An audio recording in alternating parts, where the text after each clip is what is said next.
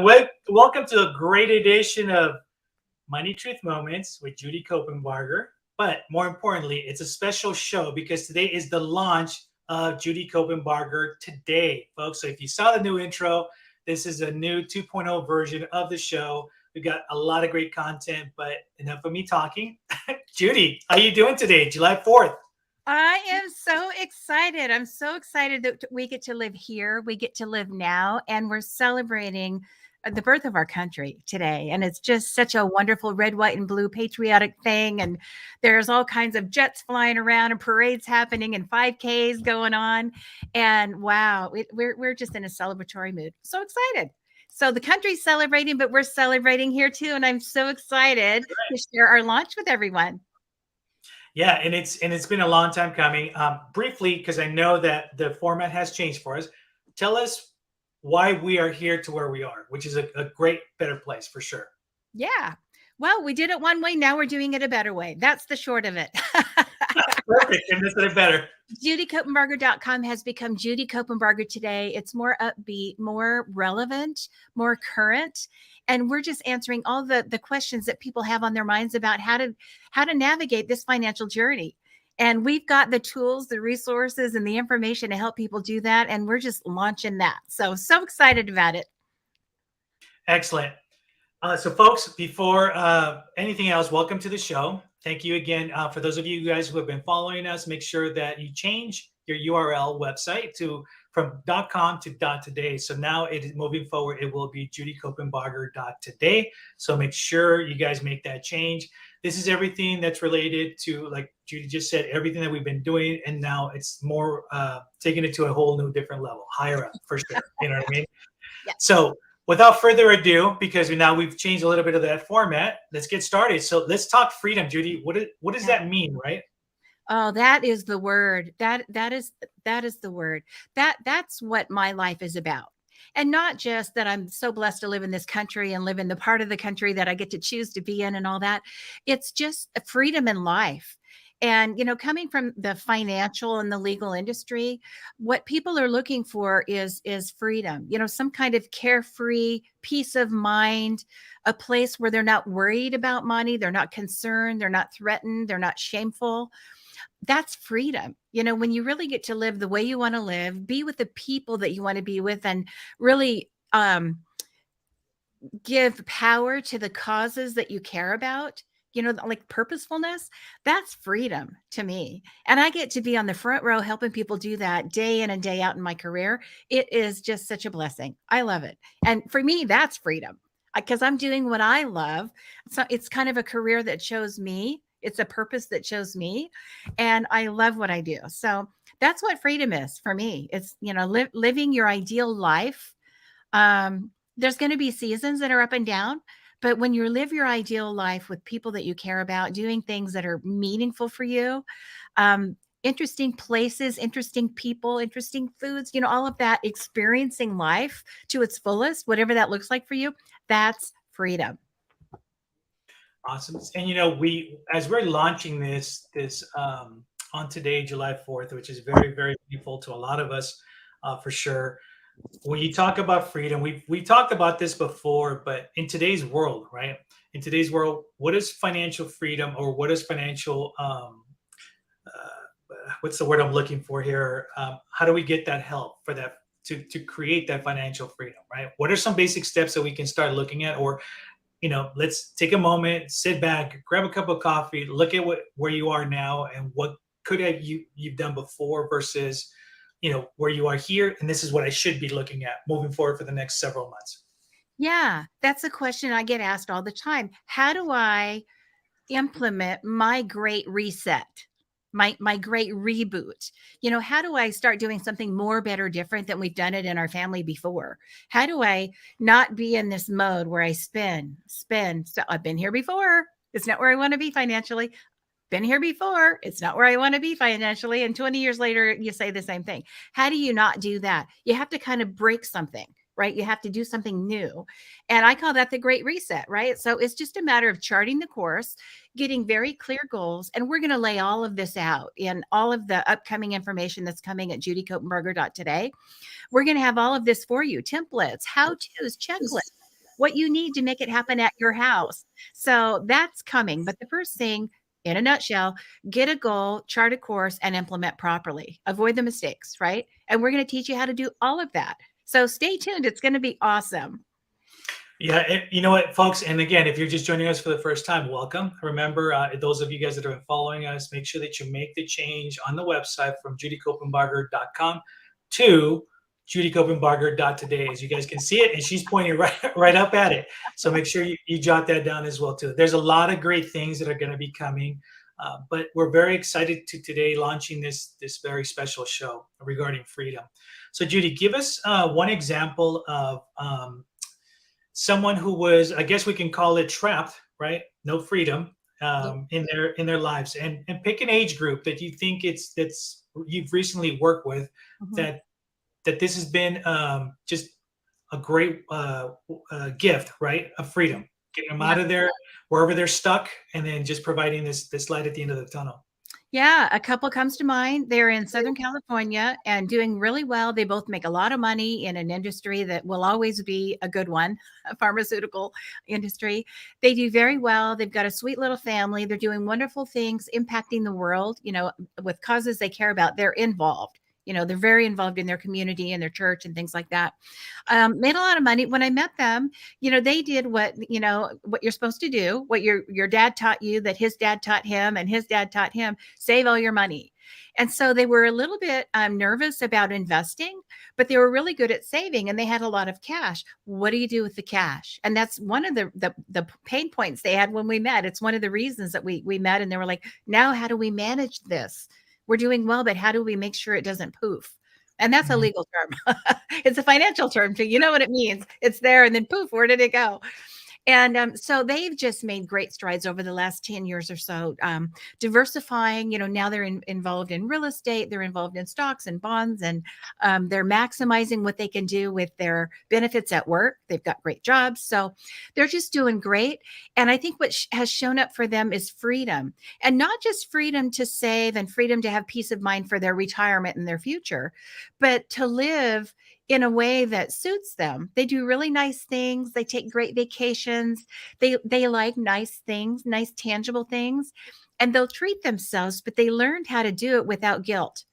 Because if you grow up with, you got to save, save, save, and then you go buy yourself a nice diamond or a nice watch or something, it's like, oh, should I feel guilty? Should I really wear it and not, have those tinges of uh-oh? And so they've learned how to balance all that. I think for them that does bring some sense of carefree, peace of mind. I'm going to be okay in the future, but I can enjoy today. And they have that balanced perfectly. And that's one of the principal things you need to do with finances, is find that balance. And that's one couple that stands out as they figured it out. They took the coaching, and they're Yeah. doing really, really well. Yeah. It's true what you said. I mean, we've all grown up with that guilt, right? That money guilt that prevents us from doing Yeah. things. And I remember also, it's like, well, would you rather take a vacation, or maybe we need to fix this door at the house? And everything's always about something else, but you know, Yeah. you enjoying yourself, everything that you work so hard for. But it's always that thing that we talked about, right? When I get around to it, when I get around to it, and by the time you get around to it, it's too late, right? That reminds me of something we celebrated our house. One of our daughters years ago, we were at a restaurant, and it was like, well, do you want like pepperoni pizza or ham pizza? It was one of those things. What's the choice? She says, Mama, this is America. We can have both. It's like, yeah, you can have the nice things now and still plan for the future with confidence. You can Smart have it kid. both. We are in America. A smart kid. That's awesome. But you know what? It's also goes back to a lot of our discussions where we don't know what we don't know, right? And if this is the only way we've been taught, that's usually the only way we're going to do it, and where you kind of find yourself not only in personal but also in business, where I don't know if you've seen that sign, but one of my favorite signs is the one that has the "This is the way we've always done it before," and it's got a line right through it, right? Yeah. Just Yep. because it's the way doesn't mean that there's other options out there to do things better and more efficient, right? So Yep. as we're talking about this, what are some important things that we should be aware of if we're resetting our or we're pivoting in our lives right now? Maybe share some of the best practices. Yeah. Well, I think that goal setting, and then kind of working backwards. What's the goal? How much will I need by when? And then work backwards. And we've got technology for all of that coming up. In fact, if you want to get to the website, there's all kinds of videos and podcasts and things there to help you with the goal setting. But I would start there. I think one of the best practices to always keep in mind with your personal finances, and this is also small ministry, small business finances, is you always want to be growing and protecting at the same time, like offensive and defensive at the same time. You've never seen an important game won with only offense or only defense. It's never happened, right? You have to have both. Otherwise, you're going to have a high scoring game or you're going to have a zero scoring game, right? So you've got to have both. And I think finances are that way. There are some activities that help us grow our money because we want growth, right? We want our businesses to flourish. We want our stocks to make money. We want our real estate to appreciate. So that needs to happen. But we also want to do it in a protected way.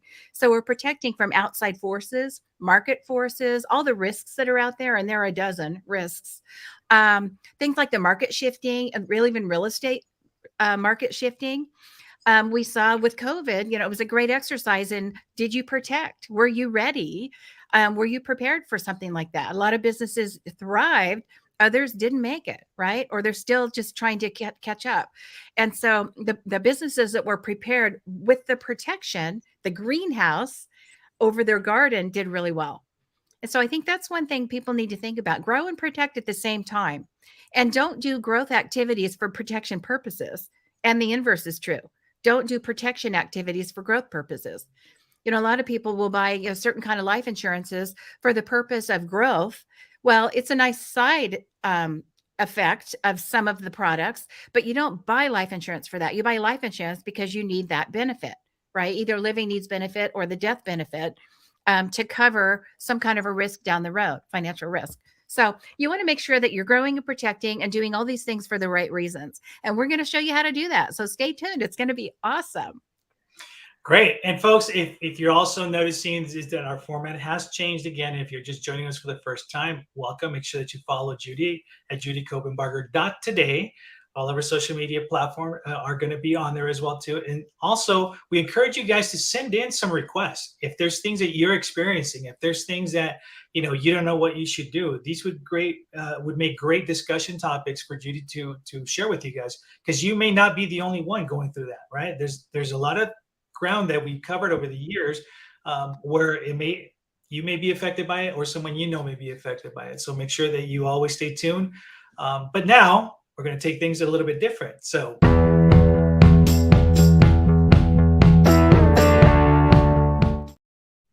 we're going to have our money truth challenge, right? Yep. Here's your challenge. So I always feel like if we're spending time together, and we've had this 10 minutes or so together, it really is time well spent if you end up with some kind of a nugget, some kind of an implementation, something you can do, not just something you learned or thought that was interesting. So here is your challenge. I want you to put boots on the ground and make this work for you, right?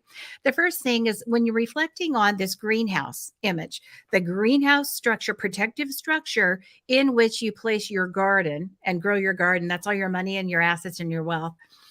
What kind of activities do you need to improve upon in your financial world? What growth things should you be doing? Are you maximizing your 401k at work? Do you have an IRA? Are you doing tax-free investments? Should you be saving a little bit more every month? Is there a little bit more that you can carve out to put for a future goal? Right? So that's the growth part. The protection part is, are your insurances in place? Are you spending too much in premium for the insurances do you have? Do you have the right kind for the right reasons? Do you have your estate planning done?